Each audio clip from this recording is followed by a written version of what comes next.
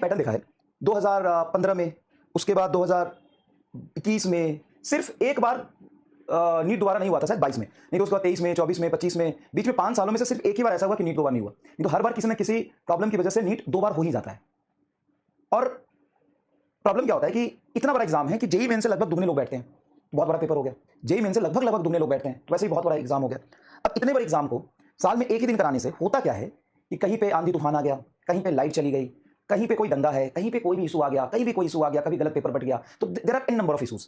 और वो इशूज हर साल होते हैं, ऐसा नहीं कि नहीं होता है। पिछले 6 साल में 5 बार तो दोबारा नीट कराया गया है। पिछले 5 साल में 6 साल में 5 बार दोबारा नीट कराया है, और 14, 15, 18 में भी, 17 में भी एक बार हुआ था दोबारा नीट। तो एक बार अगर किसी बच्चे के साथ कोई प्रॉब्लम हो गया कहीं भी, अब वो इशू रेज होता है, इशू रेज होता है तो कोर्ट में जाता है, कोर्ट सुनवाई करता है, कोर्ट सुनवाई करता है, तब तक काउंसलिंग हो जाता है, तब तक एंड रिजल्ट कुछ आ नहीं पाता। तो मुझे ऐसा लगता है कि जिस तरीके से जेईई मेन 2 बार होता है, जिसे बच्चे का मान लो कि खुद का पेपर एक बार खराब हो गया, किसी इशू की वजह से खराब हो गया, तो उसको 6 महीने बाद दोबारा मौका मिल सकता है। तो इतना बड़ा पेपर तो नीट को 2 बार होना चाहिए। जस्ट थॉट था मेरा कि इससे क्या होगा ना, जैसे जेईई मेन की तरह बच्चे को 2 बार मौका मिल जाएगा। किसी भी इशू की वजह से मान लो आंधी तूफान आ गया, अब आंधी तूफान आ गया तो इफेक्ट तो सबको पड़ा, लेकिन दोबारा नीट से उसी का हुआ जिसने कंप्लेन किया। जिसने कंप्लेन नहीं किया उसने तो उसके भरोसे कंप्लेन नहीं किया कि चलो 10 लोग कर रहे हैं, उसमें सुनवाई होगी, हो जाएगा। उस बच्चे को नियम कानून थोड़ी ना पता कि जो कंप्लेन करेगा उसी को मौका मिलेगा।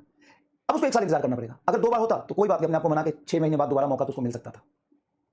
तो जाने अनजाने में कई बार बच्चों की गलती होती है, कई बार बच्चों की गलती नहीं भी होती है, तब भी उसको इस चीज में सफर करना पड़ता है। कई बार पेपर लीक हो गया, कुछ भी हो गया, कई सारे इशूज होते हैं। तो 2 बार कराने से ये होगा कि बच्चा कई बार ये सोचेगा कि नहीं, इस टाइम में अगले टाइम में देना है, तो थोड़ा सा क्राउड भी कम होगा। शायद मुझे ऐसा लगा, अभी मेरा थॉट गलत भी हो सकता है, मैं इस पर 100% ये नहीं कह रहा हूं कि मैं ही सही हूं, लेकिन ऐसा होना चाहिए। ठीक है, चलिए शुरू करते हैं। PhD on pseudoforce. तो आपको मैंने ये